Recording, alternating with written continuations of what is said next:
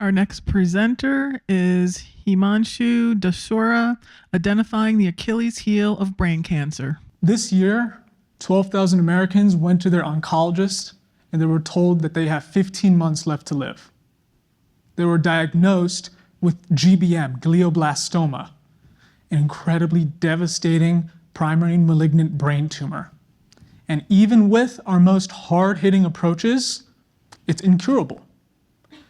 In fact, it will inevitably recur in these patients, leading to horrible outcomes. My name is Himanshu Dashora. I'm a graduate student in the lab of Dr. Jennifer Yu. She's a radiation oncologist. And I've had the lucky opportunity to see some of these patients through their care. And even I've had opportunity to see some of these patients in their care. And they're put through a whirlwind of procedures, including MRIs like the ones that I've shown.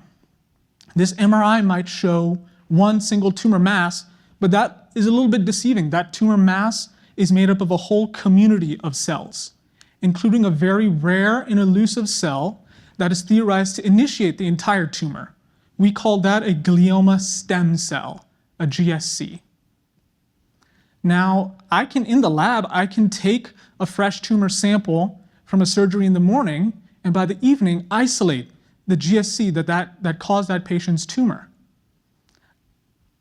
In the lab, we've shown that these GSCs are the architects of much of the invasive behavior we associate with GBMs. So targeting these is a good idea. But that's a lot easier said than done.